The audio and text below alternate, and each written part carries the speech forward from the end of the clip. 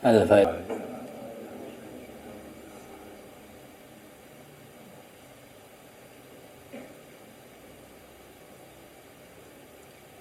Ini saya ingin mengingatkan semua santri, khususnya santri putri yang kemarin sudah disiapkan untuk menghandle sanlat hari Jumat. Sanlat itu datang hari Jumat pagi.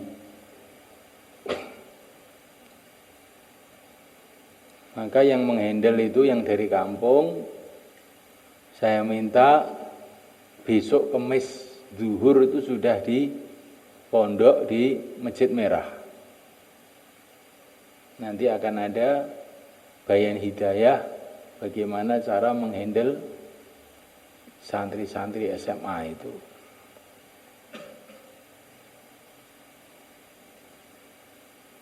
Dan santri-santri yang sekarang sudah siap di situ, santri-santri lama, coba mulai sekarang disiapkan tempatnya, kebersihannya, lingkungannya, kamar mandinya, dan semuanya disiapkan semuanya, sehingga besok itu sudah siap betul.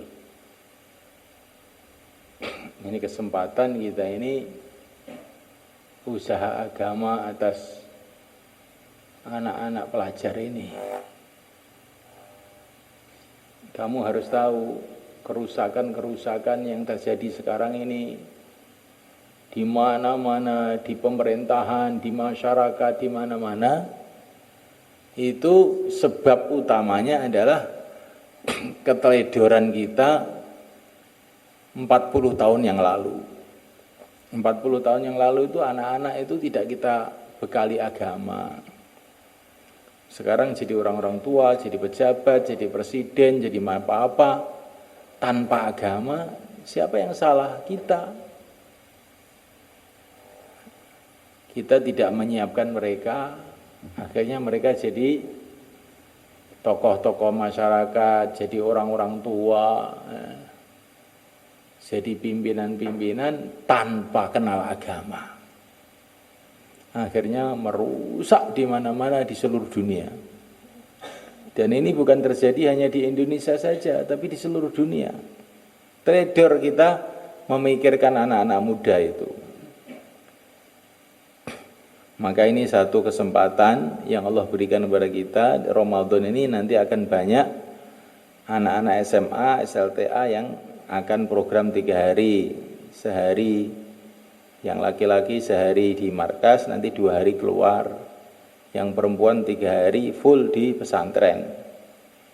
Maka saya minta ini untuk santri-santri yang tidak pulang, santri-santri sana aliyah yang kemarin sudah saya taskil, ustadzah-ustadzah yang ada di kampung, besok habis duhur itu sudah siap semua di situ, nanti akan saya kasih bayan hidayah. Untuk santri-santri putra yang akan menghandle dan juga dibantu oleh orang-orang mahalah, minimalnya ya, asar itu sudah sampai di markas. Dan ini kalau santri putra ini sudah mulai kemarin sudah di markas. Nah, yang belum, yang memang dicalonkan untuk penghandle cepat ke markas, sehingga nanti kita akan ada pembekalan-pembekalan. Insyaallah kita buat amalan-amalan supaya anak-anak yang akan datang itu hatinya itu dibuka oleh Allah. Sebelum mereka datang kita sudah buat amalan. Seperti Nabi Musa sebelum datang ke Mesir sudah doa dulu untuk Nabi Harun, waktu itu belum jadi nabi. Waj'al li waziran min ahli Harun akhi ushdud bihi azri wa asyrikhu fi amri. Nabi Musa ketika berangkat ke Mesir doa untuk Harun agar dipilih oleh Allah menjadi pembantunya.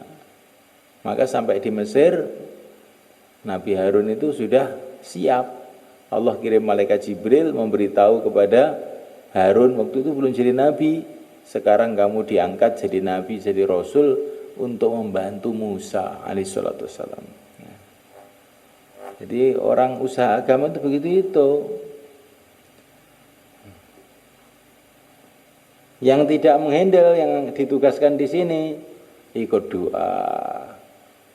Kemarin saya kasih amalan tiap habis sholat baca Fatihah 21 kali untuk teman-teman kita yang pulang supaya dijaga oleh Allah, dan juga untuk semuanya yang akan program-program dakwah supaya semua dikasih hidayah oleh Allah. Insyaallah ya. Kita sekarang akan baca bab Lailatul Qadar.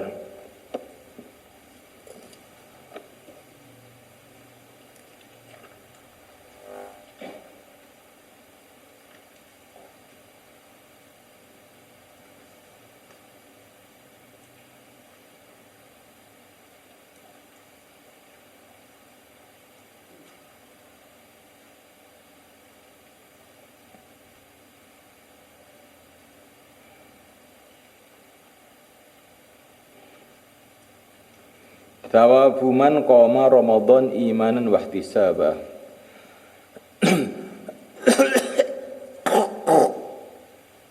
Dah temu?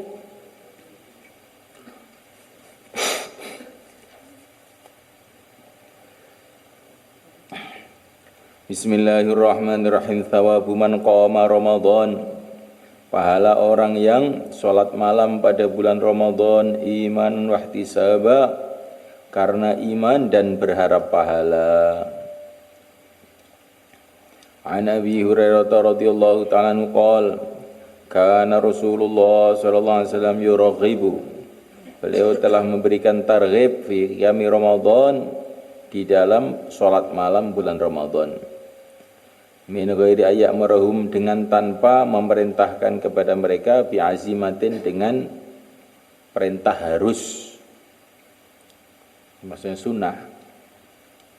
Tsumma yaqulu, kemudian beliau mengatakan, man qama ramadhana imanan wa ihtisaba, barang siapa salat malam Ramadan karena iman dan berharap pahala, ghufira lahu ma taqaddama min dzambih, diampuni untuknya perkara yang telah terdahulu dari dosanya. Rawal Bukhari wa Muslim.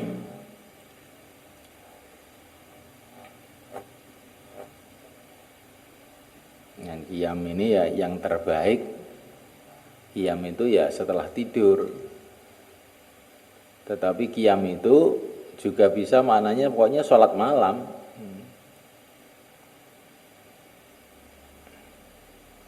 Sholat malam itu ya termasuk tarawih juga masuk.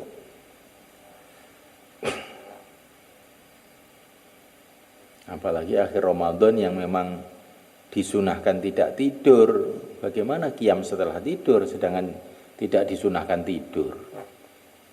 Jadi qiyam ini bisa dengan makna umum, pokoknya sholat malam. Diampuni dosanya yang telah lalu. Semua masalah-masalah kita di dunia dan masalah-masalah kita di akhirat, sumber utamanya adalah dosa-dosa kita. Dan salah satu jalan untuk membersihkan dosa yaitu sholat malam bulan Ramadan. Maka kita pentingkan betul ini.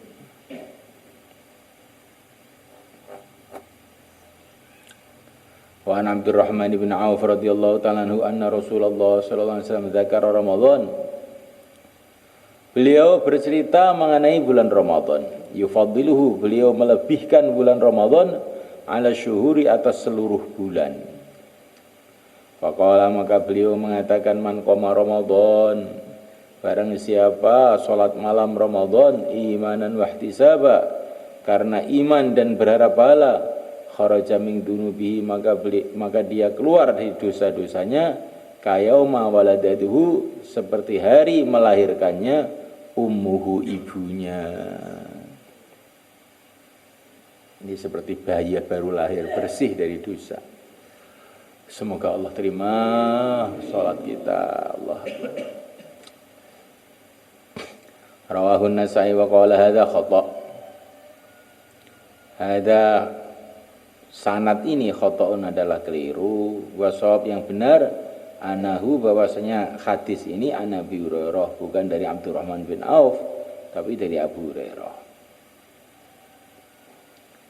Wa fi riwayatin dalam riwayat yang lain lahu bagi Abu Hurairah qala baginda Nabi mengatakan innallaha sesungguhnya Allah faradha siyam Ramadan telah mengfardukan bulan Ramadan kutiba alaikumusiyam wasanantu dan aku telah membikin sunnah membikin satu amalan yang terus menerus wasanantu dan aku telah membikin sunnah membikin kebiasaan membikin sunnah lakum untuk kamu qiyamahu salat malam Ramadan faman shamahu barang siapa puasa Ramadan wa qamahu dan salat malam dalam Ramadan imanan wa ihtisaba karena iman dan ihtisab kharaja min dunubihi maka dia keluar dari dosa-dosanya kayaumi waladatuhu seperti hari melahirkannya umuhu ibunya wa taqaddama fi hadis Abi Sa'id al-Khudri wa laisa 'abdun dan tidak ada seorang hamba mukminun yang beriman yusolli yang dia salat fi lalatin dalam satu malam illa kataballah kecuali malam Ramadan maksudnya illa kataballah kecuali Allah menulis lahu untuknya alfan wa khamsami'ati hasanah 1.500 kebaikan bi kulli sajdatin dengan sebab setiap sujud wabana dan Allah membangun lahu untuknya baitan satu rumah fil jannati dalam surga min yakutatin hamra dari batu yakut yang merah laha situna alfabab baginya ada 60.000 pintu bikul libabin dalam setiap pintu minha dari 60.000 itu qasrun ada istana min dahabin dari emas muwasyakhun yang dipinggiri biyaqutatin hamra dengan batu yakut yang merah. Dan ini jangan kok besar sekali, jangan begitu. Bagi Allah itu mudah saja. Kamu pandang ke langit. Di sana ada planet-planet. Benda-benda yang besarnya itu melebihi bumi ini. Yang kalau kita lihat dari sini kelihatannya seperti bintang-bintang.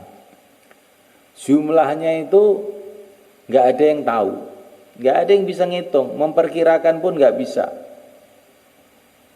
Jumlahnya triliun planet-planet di angkasa itu. Dan itu kosong, nggak ada orangnya.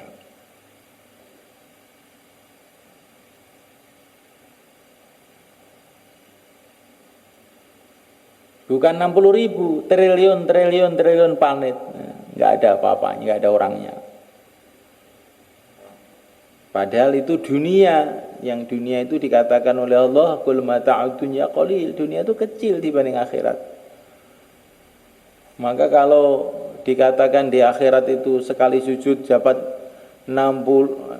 satu rumah, rumahnya 60.000 pintu, setiap pintu ada istananya dari emas yang dipinggiri dengan intan, bukanlah perkara besar di dalam kudrat Allah. Bagi kudrat Allah mudah aja.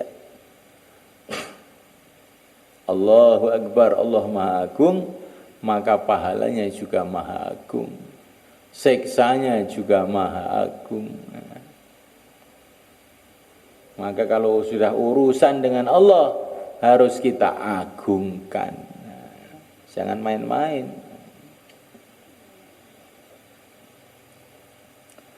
Thawabu man qama lailatul qadri imanan wa ihtisaba. Pahala orang yang sholat malam Lailatul Qadar karena iman dan berharap pahala. Qala Allah Ta'ala inna anzalnahu fi lailatin mubarakah inna kunna munzirin. Inna sesungguhnya aku anzalnahu menurunkan Al-Quran fi lailatin mubarakah di dalam malam yang diberkati. Inna sesungguhnya aku kunna adalah aku mungdzirin memberi peringatan. Qala ta'ala inna anzalnahu fi lailatul qadar. Sesungguhnya aku telah menurunkan Al-Quran di dalam Lailatul Qadar. Berarti Lailatul Qadar itu ya Lailatul Mubarakah itu kan begitu jadinya. Allah turunkan Quran fi Lailatul Mubarakah. Allah turunkan Quran dalam Lailatul Qadar. Berarti Lailatul Qadar itu ya Lailatul Mubarakah itu.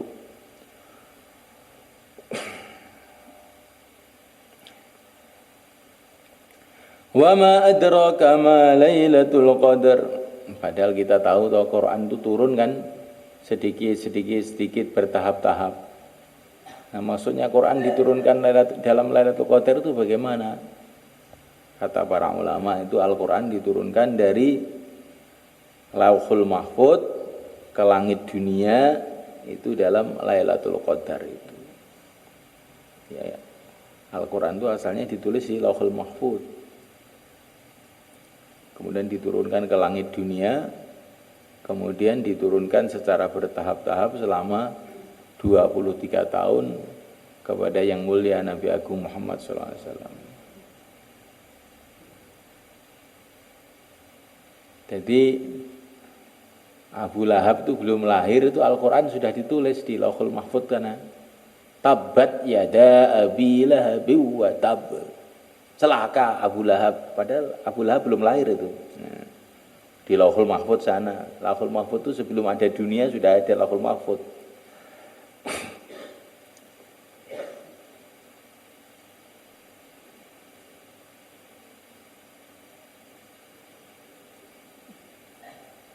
Ya, makanya Al-Quran itu kalam qadim. Kalamnya Allah, firmannya Allah. Sebelum ada makhluk sudah ditulis di Lauhul Mahfuz. Ini kita tidak bisa memikirkan dengan akal kita.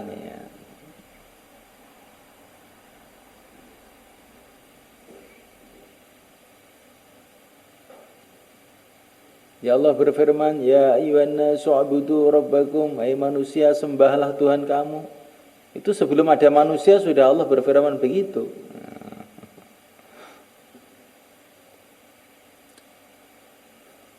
Makanya Al-Quran itu lain. Al-Quran itu punya makna-makna yang di luar jangkauan otak manusia biasa. Ada lafaz-lafaz Al-Quran itu yang bisa memahami hanya para ulama saja. Ada yang para ulama pun nggak paham, para aulia saja. Bahkan ada yang hanya bisa dipahami oleh para nabi, bahkan hanya bisa dipahami oleh Sayyidul Anbiya. Bahkan ada perkara dalam Quran itu yang paham hanya Allah sendiri. Maka kita ini harus mengagungkan Al-Quran. Walaupun nggak ngerti, kita ini pahamannya sedikit, tapi walaupun kita ini pahamnya sedikit, kita baca, kita dapat pahala juga. Seperti kita ini makan obat, nah, isinya itu nggak tahu, tapi kita dapat manfaat juga. Kita ini makan nasi, isinya apa? Ini karbohidrat, ada kalsium, ada vitamin. Nggak ngerti saya, yang penting makan ya, nanti dapat manfaat. Begitu juga Al-Quran ini isinya macam-macam sebetulnya, segala macam ilmu ada di situ. Kita nggak ngerti, pokoknya baca aja, dapat pahala terus. Jadi kalau ngerti ya lebih lagi tinggi. Wa ma adraka ma Lailatul Qadar, apakah yang memberitahu kamu ma Lailatul Qadar, apakah Lailatul Qadar itu? Apakah kamu tahu apa Lailatul Qadar itu? Maksudnya ini untuk menarik kita berpikir. Lailatul Qadar itu apa? Tahu kamu? Lailatul Qadri khairum min alfi syahr. Lailatul Qadar itu lebih baik daripada 1000 bulan. Allah.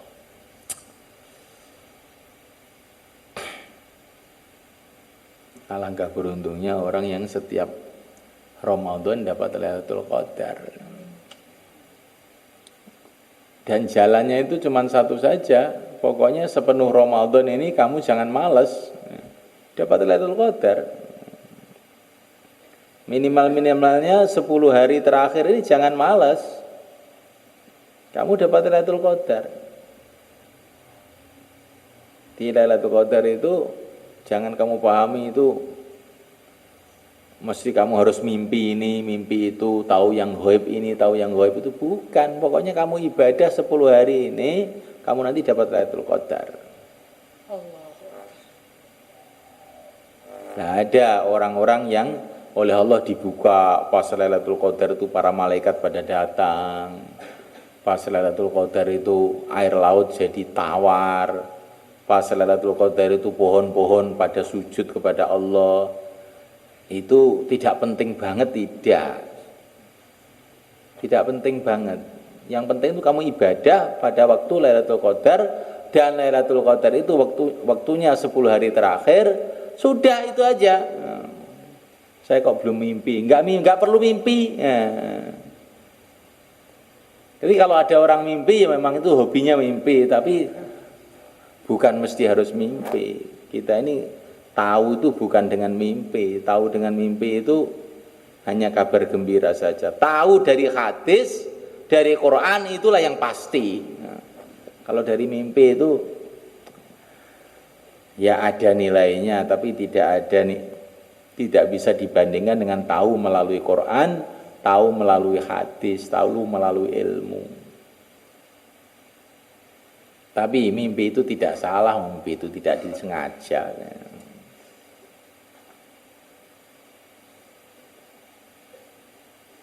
Syekh Ahmad Al-Faruqi radhiyallahu ta'ala mengatakan, ketika ada muridnya laporan, saya itu zikir, terus perasaan saya itu cahaya semua. Di mana-mana cahaya. Apakah berarti saya ini sudah makbul? Maka Syekh Ahmad Faruqi bilang, gitu aja kok kamu heran. Tiap hari kamu tahu cahaya matahari toh. Cahaya matahari itu makhluk, nggak usah kamu perhatikan. Cahaya mimpimu itu juga makhluk. Apa sih bedanya? Cuman ini cahaya dalam mimpi, ini cahaya dalam melek, sama aja. Bukan itu yang dikehendaki. Kamu itu tawajuh kepada Allah total sampai lupa kepada makhluk, itu yang dikehendaki. Entah lihat nur, lihat apa, nggak penting. Nur juga makhluk aja lah kok. Saya itu zikir tuh nur, semua nur, alah nur aja loh.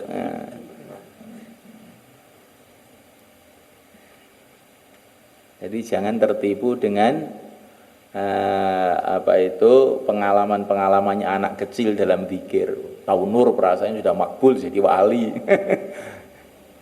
Semua orang juga tahu nurnya matahari, tapi ini nur mimpi lah. Lebih baik berjaga daripada mimpi. Kalau matahari kan jelas itu. Kalau mimpi itu yang tahu kamu sendiri aja. Maka yang penting itu sibuk dalam amal, sibuk hadapkan hati kepada Allah sampai lupa segala-galanya. Itu yang dipikirkan. Jangan tahu nur, ini menjadi makhluk lagi. Kamu tertipu dengan makhluk lagi.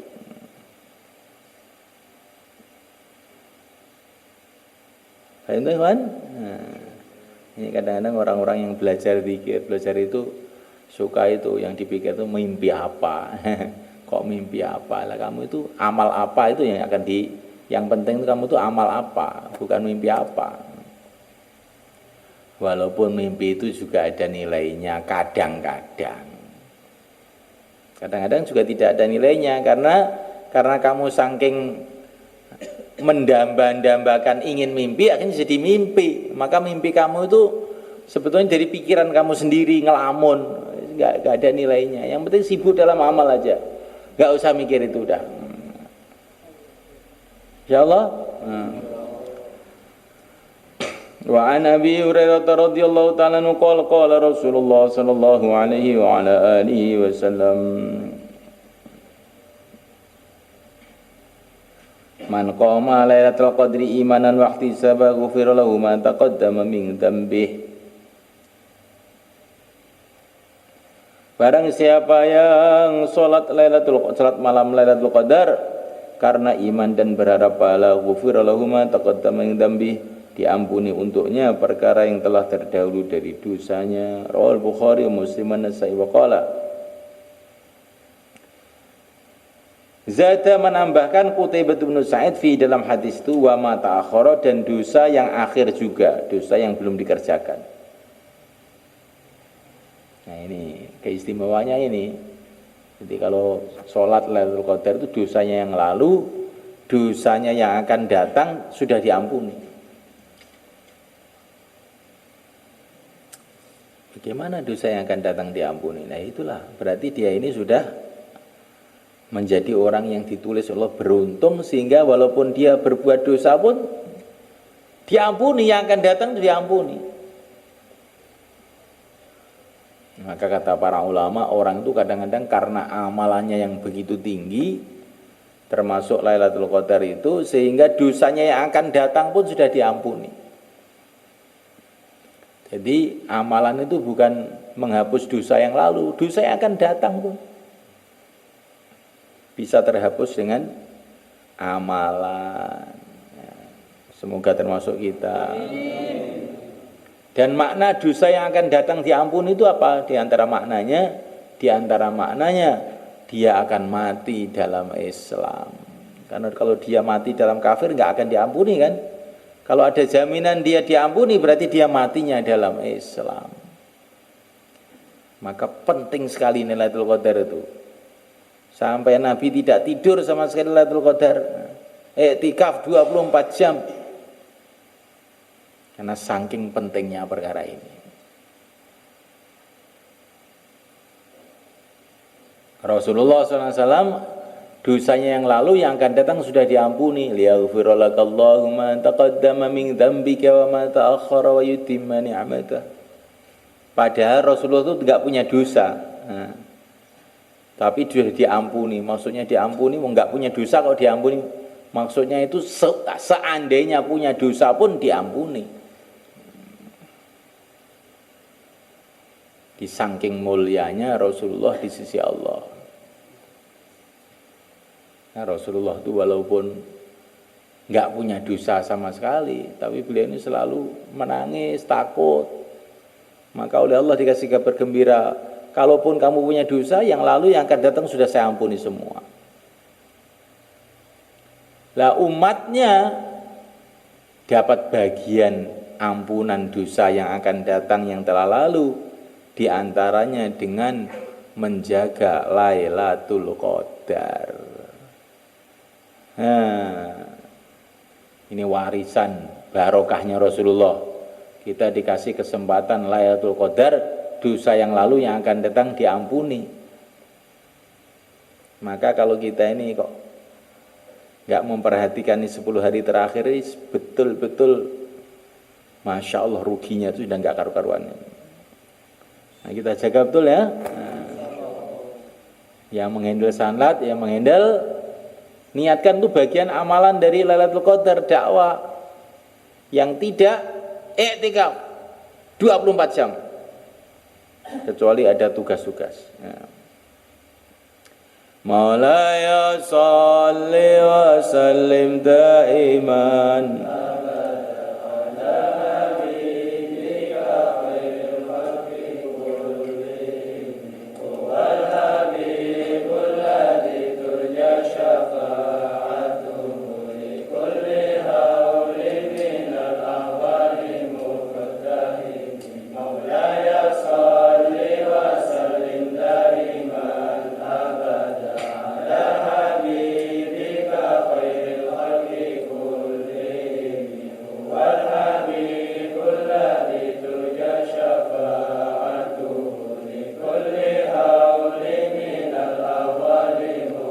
Allahumma salli wa sallim barik ala sayyidina Muhammad wa ala ali sayyidina Muhammad wa radiyallahu ta'ala an kulli ashabi Rasulillah ajma'in. Rabbana ighfir lana ma qaddamna wa ma akharna wa ma a'lanna ma afayna وما أنت أعلم به منا أنت المقدم وأنت المؤخر لا إله إلا أنت اللهم اغفر لنا عمدنا وسهونا وجدنا وهزلنا وسرنا وعلانيتنا وكل ذلك عندنا رب اغفر وارحم واعف وتكرم وتجاوز عما تعلم إنك تعلم ولا نعلم إنك أنت الله لا يذكرم اللهم إنك عفو تحب العفو فاعف عني اللهم إنك عفو تحب العفو فاعف عنا اللهم إنك عفو تحب العفو فاعف عنا اللهم اغفر لهذه الأمة ما تقدمت من ذنوبها وما تأخرت وما أعلنت وما أخفت وما أنت أعلم به منا أنت المقدم وأنت المؤخر لا إله إلا أنت اللهم لا تدع لنا في رمضاننا هذا ذنبا إلا غفرته ولا هما إلا فرجته ولا عسيرا إلا يسرته ولا ضالا إلا هديته ولا مبتلا إلا عافيته ولا مريضا إلا شفيته ولا غائبا إلا حفظته ورددته ولا حاضرا إلا توليت أمره ولا عدوا إلا كفيتنا شره ولا حاجة من حوائج الدنيا والآخرة لك في رضا ولنا في صلاح إلا أن تنال قضائها ويسرتها نجحتها برحمتك يا أرحم الراحمين ربنا هب لنا من أزواجنا وذريتنا قرة أعين واجعلنا للمتقين إماما ربنا هب لنا من أزواجنا ذريتنا قرة أعين واجعلنا للمتقين إماما اللهم كمل معانيها اللهم كمل مبانيها وسع أراضيها عظم بركاتها أكثر أنوارها أبثر وصولها وفروعها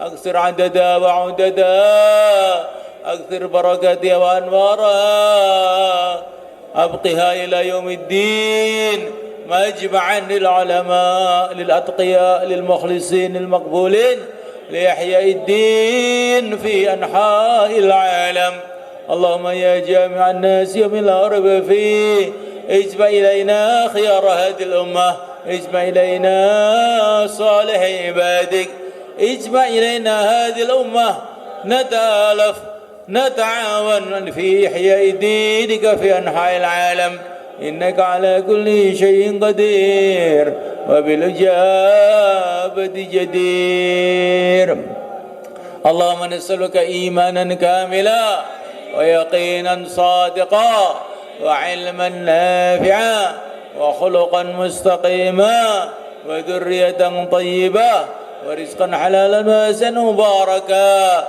وشفاء من كل داء اللهم انزل علينا وعلى أهلنا وعلى أصحابنا السكينة والطمأنينة وانشرح الصدور والإقبال إليك والإعراض عن سواك والتآلف والتناصر مع البركة والعافية في الدين والدنيا والآخرة صلى الله عليه وسلم وبارك على سيدنا مولانا محمد وعلى آله وأصحابه أجمعين والحمد لله رب العالمين. Ayo persiapan buka.